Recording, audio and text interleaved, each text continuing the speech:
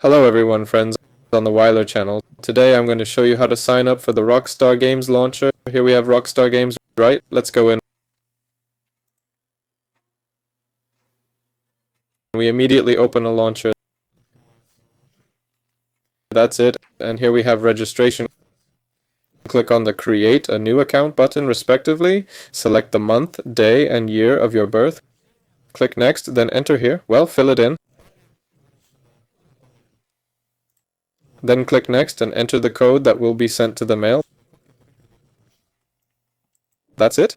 Well, we created our own account.